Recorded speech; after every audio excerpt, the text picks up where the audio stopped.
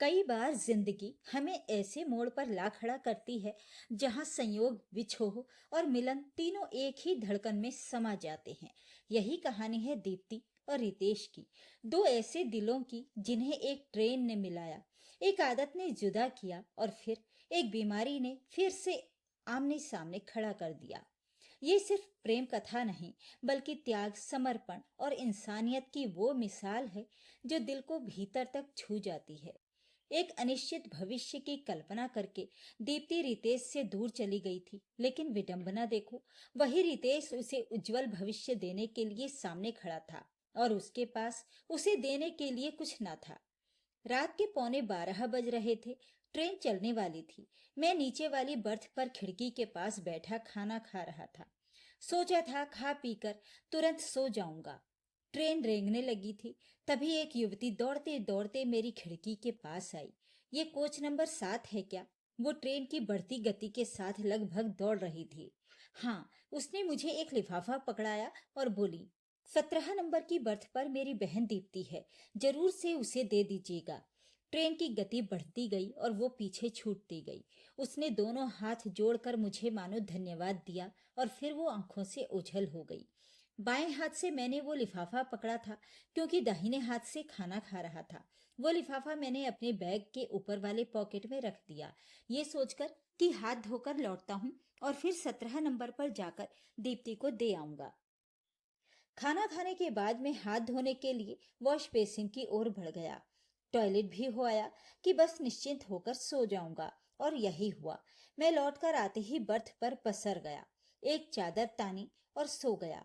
करीब 5:30 बजे सुबह नींद खुली और मैं अपना सामान समेटने लगा, क्योंकि कुछ ही देर बाद लखनऊ स्टेशन आने वाला था, जहां मुझे उतरना था। जब मैंने चादर रखने के लिए बैग उठाया तो वो लिफाफा दिखा। ओह, मैं तो भूल ही गया। बड़ी जल्दी से मैं 17 नंबर बर्थ के पास पहुंचा तो उसे खाली पाया। मैंने सामने वाले यात्री से पूछा तो उसने बताया कि वो तो पहले ही रायबरेली पर उतर गई थी। मुझे उस युवती ने कितने विश्वास से वो लिफाफा पकड़ाया था। मुझे अपने ऊपर ही गुस्सा आने लगा। ध्यान से देखा तो ये एक खुला पत्र था। मैंने निकाला तो पता चला कि ये एक नियुक्ति पत्र था और उसे आज ही ज्वाइन करना था। रायबरेली के एक कॉलेज का नाम और अन्य विवरण भी अंकित थे। लिफाफे के ऊपर दीप्ति शर्मा, पूरा पता और मोबाइल नंबर लिखा था। ट्रेन लखनऊ आ पहुंची। स्टेशन से बाहर आया। अपने ऊपर ही झुंझलाहट हो रही थी। एकाएक लिफाफे पर लिखे फोन नंबर का ध्यान आया। तुरंत ही फोन किया। हेलो, मैं रितेश बोल रहा हूँ। आप दीप्ति जी हैं? मैं उत्तर सुनने के लिए उतावला था। हाँ, लेकिन आप कौन? और आपको ये फोन नंबर कहाँ से मिला? उसकी आवाज में कुछ कड़वाहट थी। देखिए, वो सब मैं आपको बता दूंगा। आपका नियुक्ति पत्र मेरे पास है। मुझे बनारस रेलवे स्टेशन पर किसी ने दिया था। मैं 2 घंटे में रायबरेली पहुंच जाऊंगा। वैसे भी ऑफिस तो 10 बजे ही खुलेगा, बाकी मिलने पर। मैंने बिना कुछ सुने फोन बंद किया और ऑटो रिक्शा पकड़कर अपने कमरे की ओर निकल पड़ा। कमरे पर पहुंचकर दैनिक कार्यों से फारिग हुआ और रायबरेली के लिए निकल पड़ा। बस में बैठा हुआ मैं सोच रहा था कि मैं एक बड़ी उलझन और गहरे अपराध बोध से बच गया। 9 बजते बजते मैं उस कॉलेज के ऑफिस के पास पहुंच गया। दीप्ति को फोन किया। मैं आ गया हूँ, आप कहाँ हैं? कॉलेज के सामने एक रेस्टोरेंट में चाय पी रही हूँ। आप कहाँ हैं? मैं तो कॉलेज के मेन गेट के पास खड़ा हूँ। ऐसा करता हूँ कि मैं अपना दाहिना हाथ उठा लेता हूँ। नीले रंग का कोट पहने हुए हूँ, आप पहचान लेंगे। 2 मिनट बाद ही पीछे से आवाज आई, हाथ नीचे कर लीजिए, मैं दीप्ति हूँ। इस बार उसके स्वर में कड़वाहट नहीं थी। लीजिए दीप्ति जी अपना पत्र। अब मैं निश्चिंत हूँ। बड़ी उलझन में था और फिर मैंने पूरी घटना दीप्ति को बताई। वे मेरी भाभी हैं। ट्रेन में बैठने के बाद मैंने अपना फोन बंद कर दिया था कि सोना ही तो है। आपके फोन के आने के कुछ ही देर पहले ऑन किया। आपको कितनी कठिनाई हुई, मैं दिल से आपकी आभारी हूँ। इतना कहकर उसने नमस्कार किया और ऑफिस की ओर मुड़ने लगी। मुझे न जाने क्या सूझा कि बोल पड़ा, आप ज्वाइन कराइए, मैं इंतजार कर लूंगा। न जाने कितना समय लगे, आप वैसे भी यात्रा की भागदौड़ से थके हुए हैं। उसने टालना चाहा। यदि आप इच्छुक नहीं हैं तो मैं भी मजबूर नहीं करूंगा। चलिए, ये भेंट इतनी ही सही। लेकिन क्या कभी फोन कर सकता हूँ? विश्वास मानिए, कोई अभद्रता नहीं होगी। मैं उसके उत्तर का इंतजार करने लगा। उसने कहा तो कुछ नहीं, बस हाथ जोड़े और आगे बढ़ गई। मैं समझ रहा था कि कोई भी युवती एक अपरिचित शहर में किसी अपरिचित व्यक्ति से मेलजोल भला क्यों बढ़ाना चाहेगी। पत्र वाली घटना तो संयोगवश घट गई। कोई भी संवेदनशील व्यक्ति ऐसी परिस्थिति में शायद वही करता जो मैंने किया। मैं इस बात को भूलने की कोशिश करते हुए वापस लखनऊ लौट पड़ा। लेकिन न जाने किस भावनावश उसका फोन नंबर मैंने सुरक्षित कर लिया। मैं लखनऊ में एक वृद्धाश्रम के संचालक के रूप में कार्यरत था। परिवार और समाज से पीड़ित वृद्धजनों के सहज और स्वस्थ जीवन यापन में सहायता करना हमारा उद्देश्य था। मेरे परिवार में एक बड़े भाई थे, इंजीनियर थे, जो सपरिवार पुणे में बस गए थे। हमारा घर बनारस में ही था। भैया तो कभी कभी आते थे, पर मैं महीने 2 महीने में बनारस हो आता था। एक किराएदार रख छोड़ा था और मैं लखनऊ में अकेला ही किराए पर रहता था। कभी कभी दीप्ति वाली घटना याद आ ही जाती थी। शायद अब मन को किसी साथी की तलाश थी। एक दिन न जाने किस भावनावश मैंने दीप्ति को फोन कर ही दिया। हेलो, मैं रितेश बोल रहा हूँ। पहचाना आपने? मैंने उसकी प्रतिक्रिया भांपने की कोशिश की। जी हाँ, आपने ही वो पत्र पहुंचाया था। मैं भी आपको फोन करने वाली थी। उस दिन मेरा व्यवहार बड़ा रूखा रहा। सोचती थी कि यदि कभी भेंट होती तो उस अशिष्टता के लिए आपसे क्षमा मांग लेती। उसकी आवाज में संकोच था। तो इसमें क्या बड़ी बात है? कल रविवार है, आपका कॉलेज बंद ही रहेगा। आ जाता हूँ रायबरेली। आप मुझसे क्षमा मांग लीजिएगा और मैं क्षमा कर भी दूंगा। ये कहते हुए मैं हंस पड़ा। कोई उत्तर न पाकर मैंने पूछा, तो मैं सुबह 10 बजे उसी रेस्टोरेंट में मिलता हूँ, मना मत कीजिएगा। जी ठीक है। लग रहा था कि बड़े पशुपेश में उसने स्वीकार किया। अगले दिन मैं उसी रेस्टोरेंट के सामने इंतजार करने लगा। थोड़ी देर में वो रिक्शे से आई। मैंने रिक्शे वाले को पैसे दिए, जो उसे अच्छा नहीं लगा। दीप्ति जी, ये शिष्टता है और कुछ नहीं। वो कुछ न बोली। हम सबसे पीछे वाली सीट पर जा बैठे। रितेश जी, मैंने सारी बातें भाभी को भी बताई, तो उन्होंने भी मुझसे कहा कि तुम्हें ऐसा व्यवहार नहीं करना चाहिए था। अपने इस रूखे और अशोभनीय व्यवहार पर वास्तव में मैं बहुत लज्जित हूँ। उसके शब्दों और चेहरे पर आ रहे भावों ने स्पष्ट कर दिया कि वो सच बोल रही है। बातों ही बातों में पता चला कि उसके माता पिता नहीं रहे। बनारस में भाभी अपनी बेटी नमिता के साथ रहती हैं। वो वहीं पढ़ती है। आपके बड़े भाई कहीं बाहर नौकरी करते हैं क्या? इस प्रश्न के पूछते ही दीप्ति की आंखें भर आईं और रूंधे कंठ से उसने कहा, भाभी विधवा हैं, मुझसे केवल 4 वर्ष बड़ी हैं, वैधव्य और एक बेटी के जीवन की जिम्मेदारी के साथ जी रही हैं। हम कुल 3 ही लोग हैं, एक दूसरे के सुख दुख के साथी। कहते कहते दीप्ति ने दुपट्टे से अपने आंसुओं को पोंछ लिया।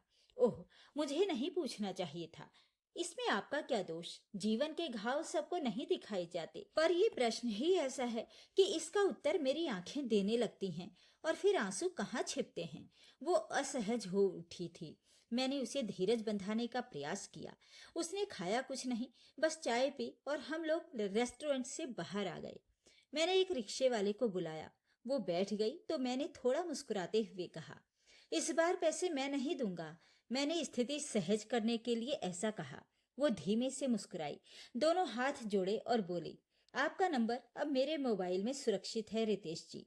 वो चली गई और मैं उसके इस वाक्य के मधुर अर्थ निकालते हुए वापस लखनऊ आ गया। ये बहुत सुखद यादें थीं। समय बीतता रहा, हम मिलते रहे और अब हम एक दूसरे के लिए आप न होकर तुम हो गए। मैं मान बैठा था कि हम एक दूसरे के दिल में बस चुके हैं। एक दिन बातचीत के क्रम में मेरे मुंह से अचानक ही निकल गया, भाभी कब से अकेली हैं? दीप्ति कुछ पलों तक तो चुप रही, फिर बोली, भैया इकलौते बेटे थे। माता पिता का दुलार और प्यार पाकर वे न जाने कब ऐसे लोगों की संगत में आ गए जिनके जीवन में कोई बंधन और अंकुश नहीं था। भैया को सिगरेट पीने की बुरी आदत लग गई। बहुत समझाया गया, लेकिन सब बेकार। सोचा गया कि शादी हो जाए तो शायद पत्नी के कहने पर सुधर जाएं, पर ऐसा ना हुआ। इतना ही करते कि मम्मी पापा के सामने ना पीते।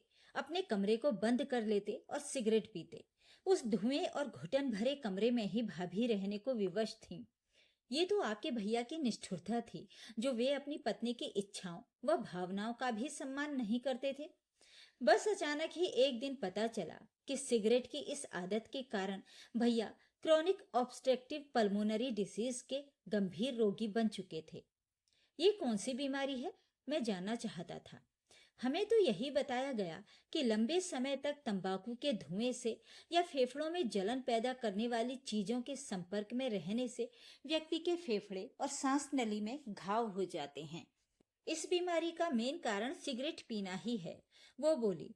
तो भैया को परेशानी क्या होने लगी? समझ लो रितेश कि वो एक नहीं कई परेशानियों को लेकर जी रहे थे। खूब खांसी आती थी, सांस लेने में कठिनाई, थकान और लगता था कि वजन भी धीरे धीरे कम होने लगा था। कहते थे भैया कि उन्हें घर घराहट जैसे लक्षणों के साथ छाती में जकड़न का भी अनुभव होता है। तो डॉक्टर ने इलाज क्या बताया? मैंने पूछा। कुछ विशेष नहीं, इनहेलर का प्रयोग करने को कहा, कुछ दवाएं भी दी और समय समय पर दिखाते रहने को कहा। दीप्ति की इन बातों को सुनकर बड़ा दुख हुआ। एक बुरी आदत ने पूरे परिवार से सुख शांति छीन ली थी। मैंने पूछा, क्या किसी और डॉक्टर से परामर्श नहीं लिया? किया था ये भी, बिना किसी को बताए। एक दिन भैया की सारी रिपोर्ट और चल रहे इलाज के पेपर्स लेकर मैंने एक और सीनियर डॉक्टर से भेंट की और उन्होंने जो कहा वो सुनकर मैं सन्न रह गई। क्या कहा उन्होंने? मैं भी जानना चाहता था। बोले कि लंबे समय तक सिगरेट पीने से फेफड़ों की स्थिति बिगड़ चुकी है।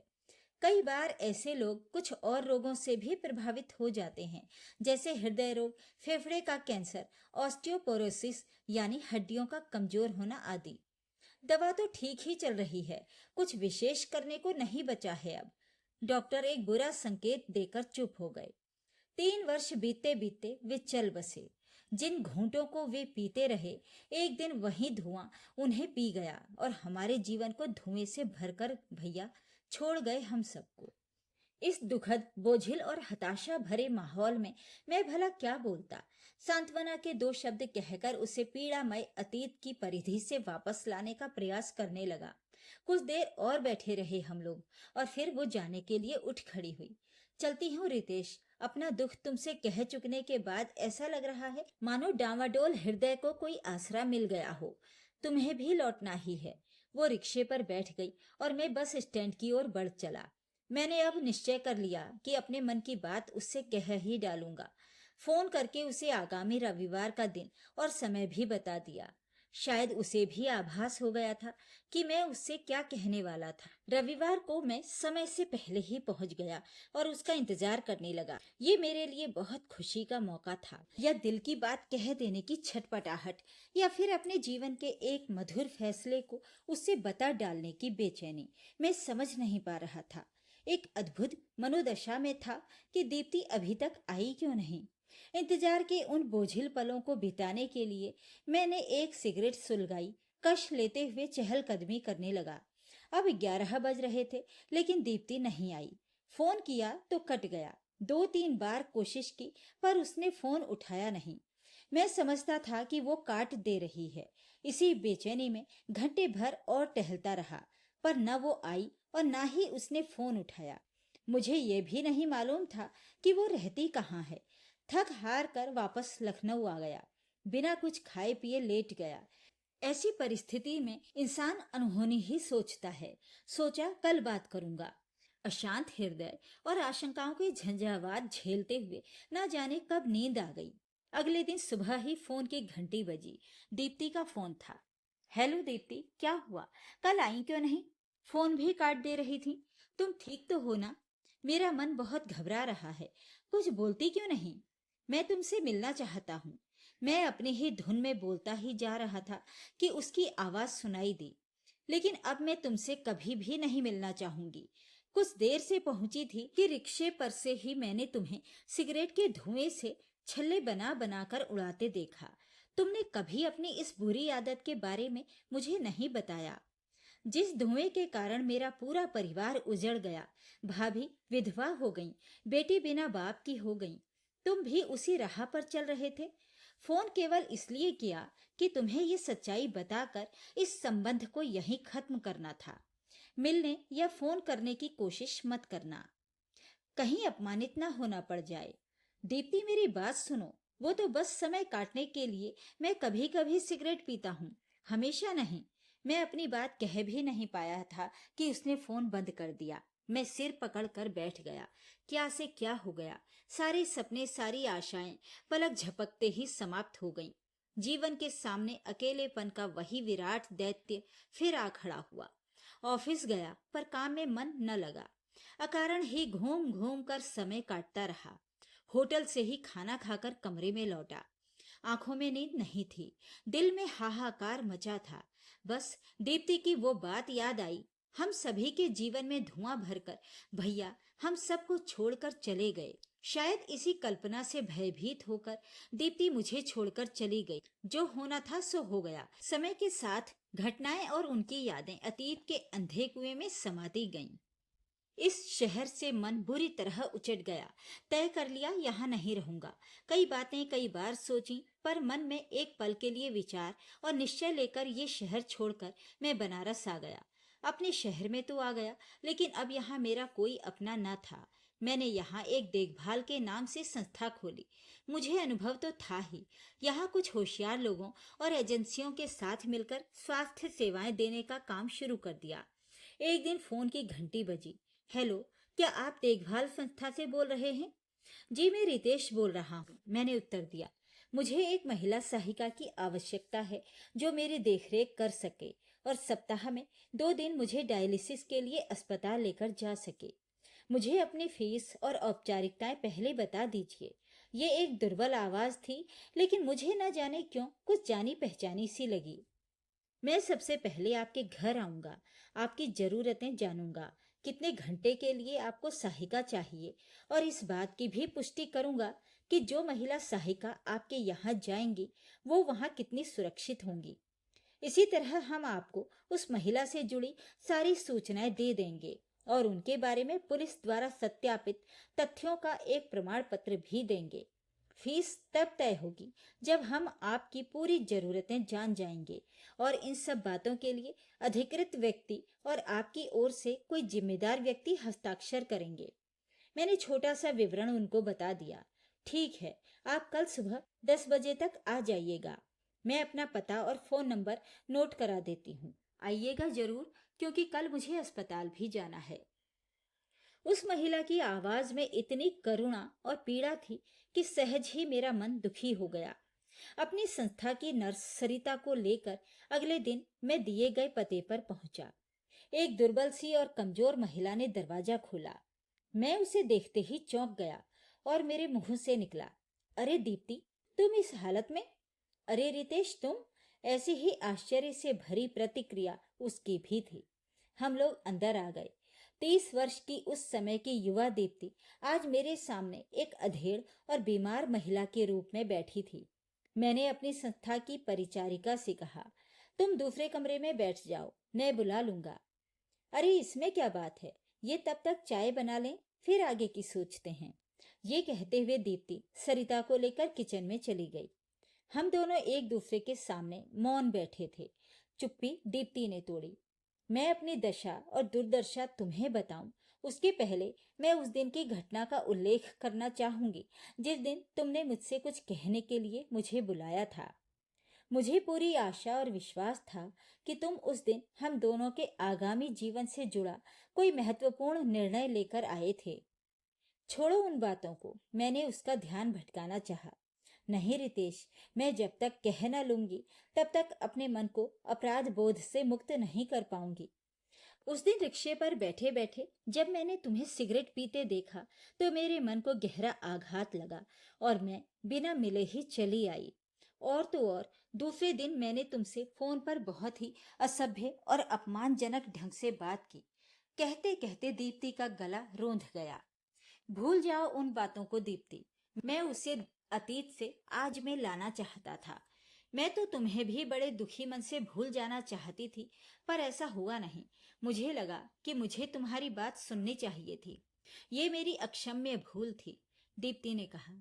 दीप्ति, जीवन भर हम अपने कर्मों की व्याख्या ही तो करते हैं, सही गलत, पाप पुण्य, उपकार अपकार और न जाने क्या क्या। इस तरह से हम अपने कर्मों का लेखा जोखा करने लगे तो सारा जीवन प्रायश्चित, पश्चाताप और बदले में ही चला जाएगा। मैं तुम्हारा अतीत नहीं, आज जानना चाहता हूँ। तुम ठीक ही कह रहे हो, लेकिन हम सभी का आज किसी न किसी रूप में हमारे अतीत से जुड़ा होता है, दीप्ति ने कहा। लेकिन तुम इस दशा में कैसे पहुंची और तुमने रायबरेली क्यों छोड़ दिया? रितेश, हमारे स्कूल में सभी बच्चों, टीचर्स और अन्य स्टाफ का वर्ष में एक बार स्वास्थ्य परीक्षण कराया जाता था। मेरी जांच हुई तो मेरा बीपी काफी बढ़ा हुआ आया। डॉक्टर ने चिंता जताई और ये कहा कि वे खून की कुछ रूटीन जांचें और एक्सरे भी करा लें। क्या रिजल्ट रहा जांच का? मैंने पूछा। जब डॉक्टर ने रिपोर्ट्स देखी तो पूछने लगे, क्या आपको सिर दर्द रहता है? क्या आपकी सांस फूलती है? पैरों में कभी आपने सूजन का अनुभव किया है? मूत्र त्याग करते समय कोई कठिनाई होती है क्या? और उन्होंने बहुत सारे प्रश्न पूछे और कहा कि आप एक अल्ट्रासाउंड जांच करा लीजिए। अल्ट्रासाउंड में क्या आया? मैं बेचैन था जानने के लिए। मेरी एक किडनी फेल थी, न जाने कब से, और दूसरी सिकुड़ती जा रही थी।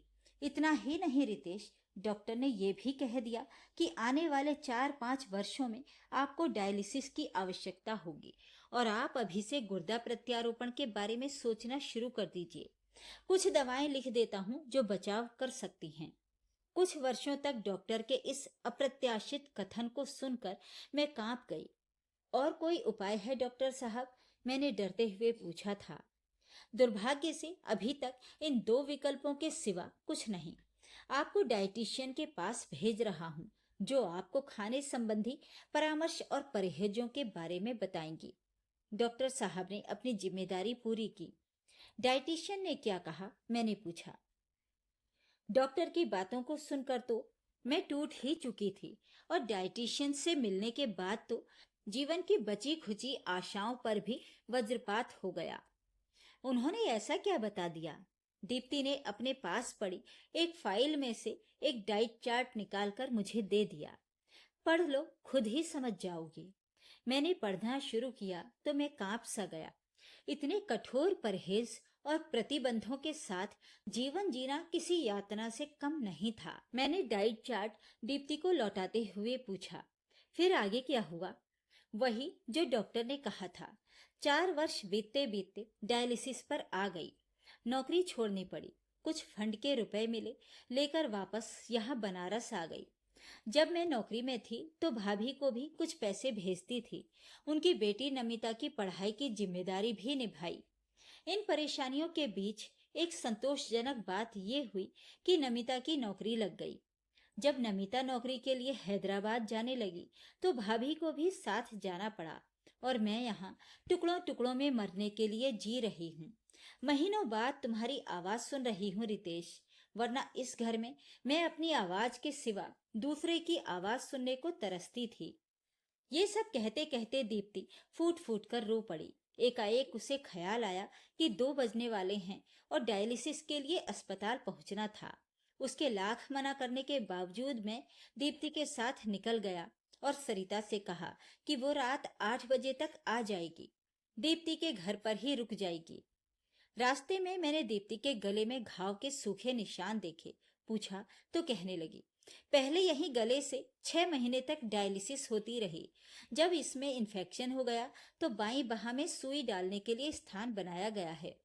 करीब 5 घंटे बाद शाम को 7 बजे उसकी डायलिसिस पूरी कराने के बाद उसे लेकर घर लौटा। रास्ते में कोई बातचीत नहीं हुई।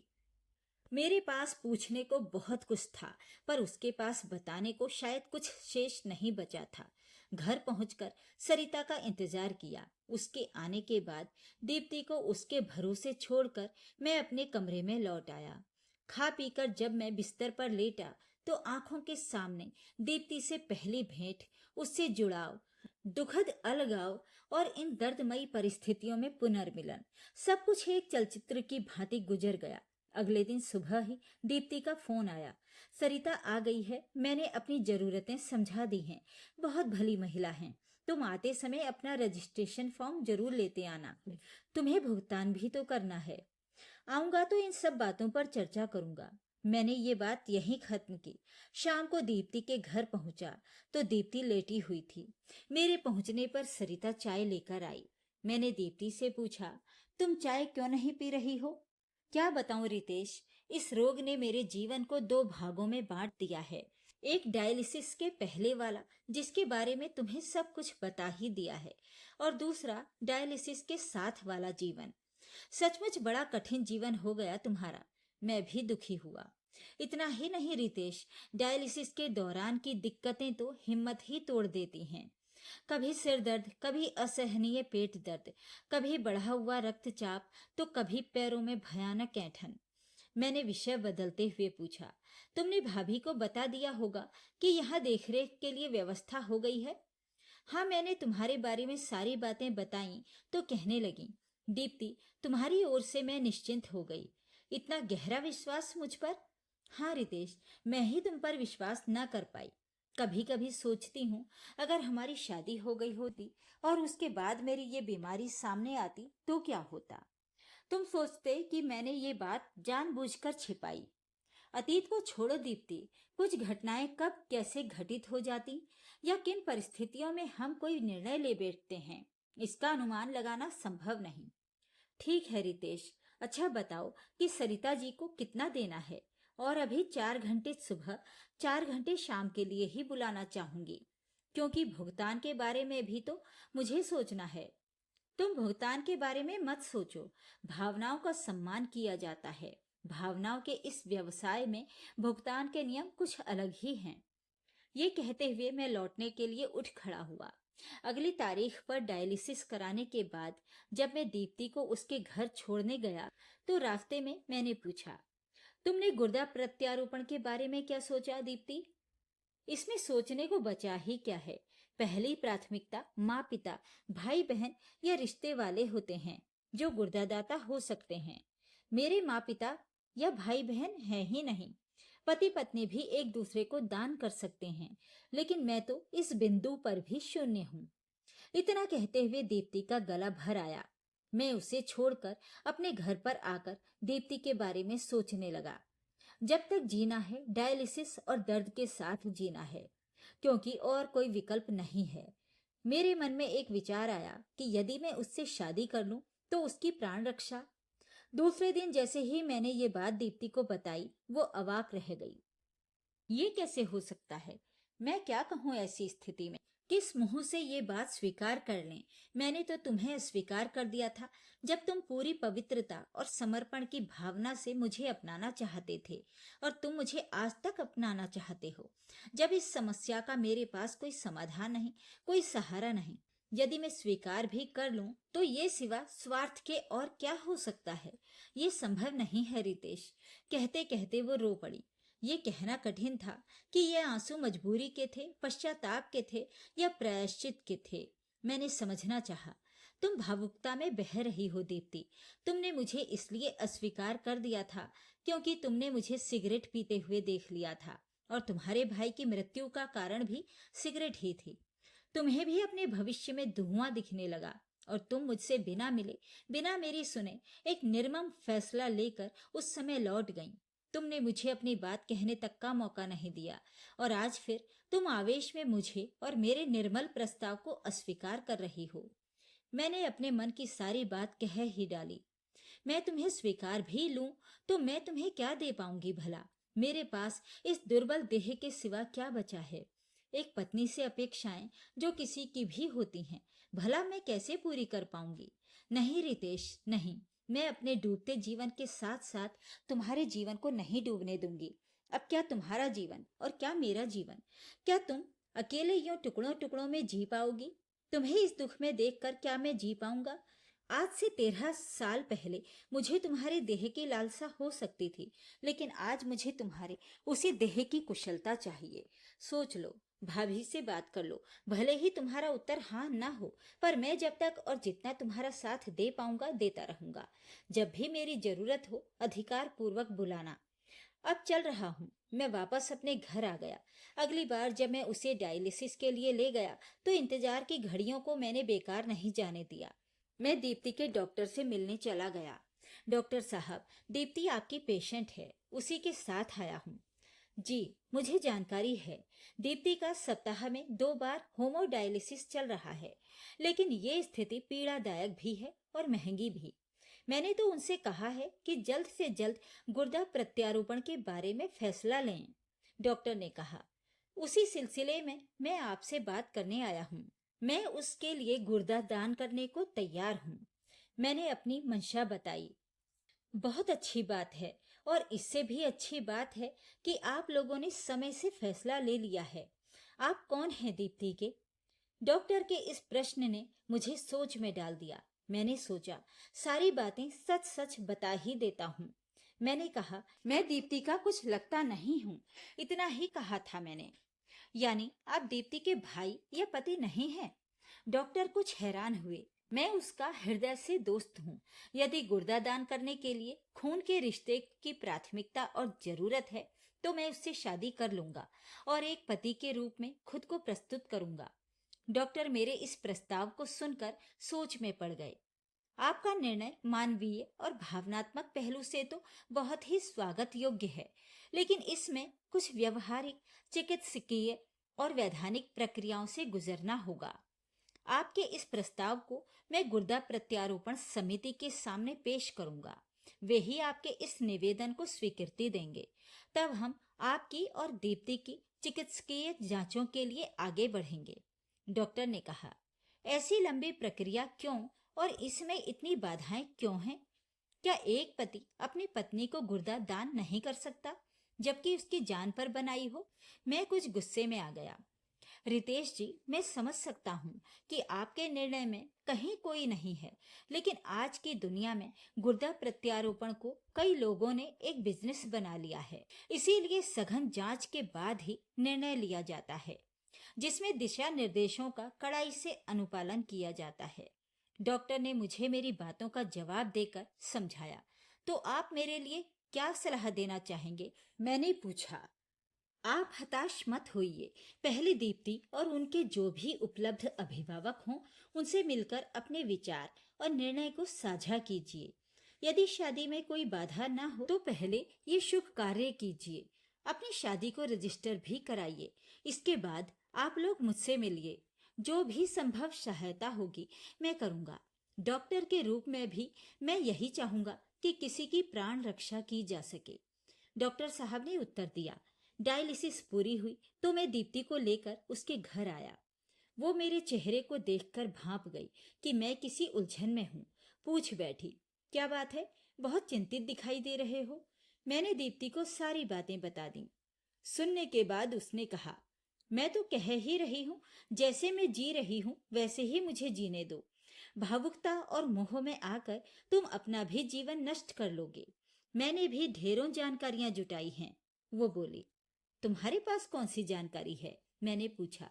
कहते हैं कि डायलिसिस के साथ जीवन बहुत सफलतापूर्वक बीता तो शायद अधिकतम 10 वर्ष तक, और गुर्दा प्रत्यारोपण बेहद सफल रहा तो अनेक परहेजों, नियंत्रित जीवन और लंबे समय तक चलने वाली दवाओं के साथ भी जीवन की अवधि 15-20 वर्षों तक भी चल गई तो समझिए बहुत जी लिया। पर यह एक सामान्य जीवन नहीं होगा। दीप्ति के इन शब्दों में पीड़ा और मजबूरी झलक रही थी। दीप्ति की बातें सच थीं या नहीं, मैं इस अंतर्द्वंद में पड़ना ही नहीं चाहता था। मैंने निश्चय कर लिया था कि उससे शादी करके खुशियों का एक छोटा सा अंग उसे जरूर दूंगा। मेरे इस हठपूर्ण निर्णय के आगे दीप्ति की एक न चली। उसने अपने भाभी और भतीजी को कुल 4 दिनों के लिए बुला लिया और हम बिना किसी दिखावे के एक दूसरे के हो गए। दीप्ति की भाभी ने उससे कहा, अब तुम्हारे 2 घर हो गए, लेकिन आज तुम्हें अपनी ससुराल अवश्य जाना चाहिए। एक नव दंपत्ति के जीवन का प्रारंभ तभी आनंददायक होगा जब केवल वे तीनों ही साथ हों। दीप्ति मेरे घर आई। कुछ देर बेहद खामोशी से हम दोनों एक दूसरे को देखते हुए बैठे रहे। एकाएक दीप्ति उठी और दौड़कर मेरे सीने से लगकर रोने लगी। ये उसके प्रेम की पवित्रतम प्रस्तुति थी। मैंने भी भाव विभोर होकर अपने हृदय में उसे भींच लिया। न मेरे पास कुछ खोने को था, न उसके पास कुछ खोने को था। हाँ, हम दोनों के पास यूं मिलकर पाने को शायद बहुत कुछ था। बस कुछ ही दिनों बाद हम दोनों अब पति पत्नी के रूप में डॉक्टर से मिले। उन्होंने भी हमें सराहना और सांत्वना के शब्दों से प्रोत्साहित किया। मैं जो आवेदन पत्र अपने साथ लाया था, उसे मैंने डॉक्टर साहब को सौंप दिया। अस्पताल के कुछ प्रपत्र भी उन्होंने मुझे दे दिए, जो मुझे भरकर देने थे। उन्होंने एक बार फिर सारी बातें दोहराई, प्रक्रियाओं और औपचारिकताओं की जानकारी दी। उन्होंने हमें गुर्दा प्रत्यारोपण के बारे में समझाते हुए ये भी कहा, मैं आप लोगों की भावनाओं के साथ हूँ। चिकित्सा विज्ञान रोज ही नए नए चमत्कार कर रहा है। विज्ञान कृत्रिम किडनी भी तैयार कर लेगा। तब तक डायलिसिस कराते रहिए और आशावान रहिए। डॉक्टर साहब के इन शब्दों ने मानो हमारे अंदर आशा की एक नई ऊर्जा भर दी। मैंने दीप्ति का हाथ पकड़ा। एक सुखद भावना और एक दूसरे के प्रति प्रेम के आवेग और समर्पण की निश्चल संवेदना लिए हम उस राह पर बढ़ चले, जिस राह पर उजाला ही उजाला था। घायल अतीत और अनदेखे आने वाले डर का धुआं छटने लगा था। दीप्ति की आंखों में आंसू थे, पर उन आंसुओं में अब डर नहीं था, सिर्फ अपनापन और सुकून था। उसने कांपते होठों से कहा, तुम क्यों इतना त्याग कर रहे हो रितेश? रितेश ने धीमी मुस्कान के साथ उसका हाथ थाम लिया। शायद यही मेरे जीवन का सच है दीप्ति। तुम्हें जीवन देना ही मेरा जीवन है। उस क्षण दीप्ति ने महसूस किया कि प्रेम सिर्फ साथ रहने का नाम नहीं, बल्कि किसी के लिए अपना सब कुछ न्योछावर कर देने का साहस है। और उसी साहस के साये में दोनों की अधूरी कहानी को एक नया अर्थ मिल गया, एक ऐसा अर्थ जो जन्मों तक अमर रहेगा। तो ये थी आज की कहानी। इस कहानी के बारे में अपनी राय कमेंट बॉक्स में जरूर लिखें। वीडियो को लाइक और शेयर कर दीजिए। चैनल को सब्सक्राइब जरूर कर लीजिए, ताकि आपको रोज अच्छी अच्छी कहानियां सुनने को मिलती रहें। तो फिर मिलते हैं एक और कहानी के साथ। नमस्कार।